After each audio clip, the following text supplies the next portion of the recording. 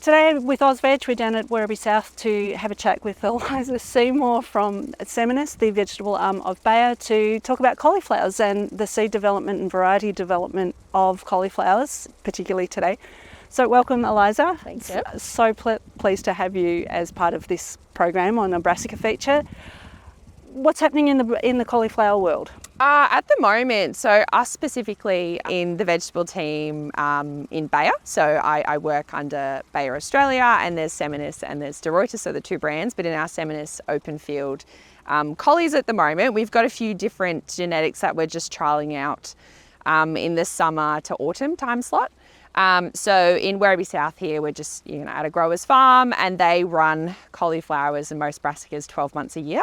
And those 12 months are broken down into specific, seasons, and then you've got specific genetics for different seasons. So these ones are really testing for their suitability for harvest at this point, because some have clearly been harvested already. Yeah, no, they came through on Friday, and it's always a really good look when you sort of come through after harvest. I've been checking this throughout the season. They've taken about 12 or 13 weeks before this stage, but you sort of go, right, where's the commercial crop at?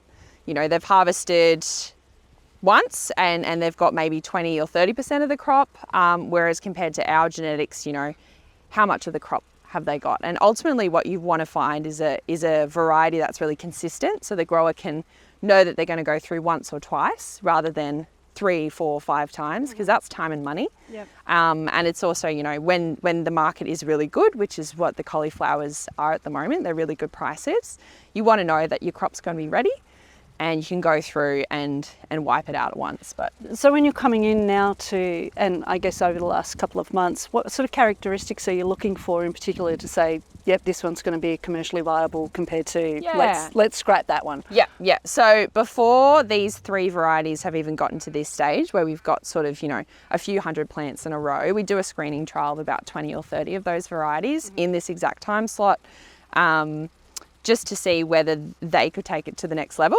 Yep. And really what we're looking for is a nice, strong frame, really nice head, no But what do you mean by frame? What does that refer to? So when we're having a look at a cauliflower, so you've got the leaves and then you've got a head.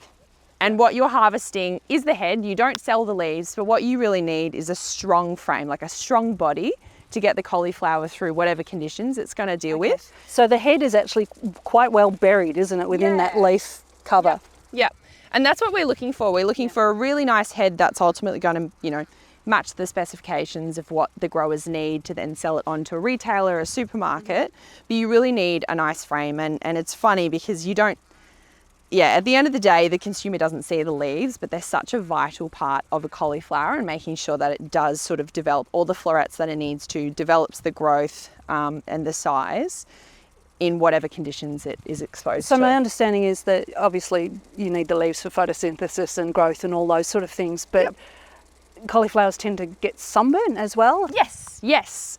So I think it's gotten to the stage where most varieties are pretty good. If they're going through some adverse conditions, you might not get as much leaf growth, so you don't get that big, frame to protect it from the sun. So you can even see here, that's providing a nice shadow, that's providing a nice shadow. And ultimately the head wants to be protected. So if you don't have that leaf mass, the cauliflower head's more likely to get exposed to the sun. And in the current genetics, and what happens with cauliflowers naturally is that when they're exposed to the sun, they get a little bit yellow, but when you do have that protection, it stays nice and white. So what we call this is the inner wrap, or like the inner jacket of the cauliflower. So these ones? Yeah. And growers really like to see a nice sort of inner jacket area, just because they know that it's going to be nice and protected. But there's also, it goes into, this will get cut, put in a crate, transported, there's dirt and things, because at the end of the day, you're out in an open system where there's water, there's wind, there's rain, there's hail, there's bugs. So the more leaf wrap that you can get on a cauliflower head, the better, but it also needs to not muffle it. So it's a Goldilocks effect. You sort of need enough, enough that's protected, So visually, as a harvester, when would you say, right, this one's ready to go? This one's absolutely ready to go. They would have come through. So they came through 3 days ago, and this will probably get harvested in the next few days. Something else we're looking at is just the ability to hold that head.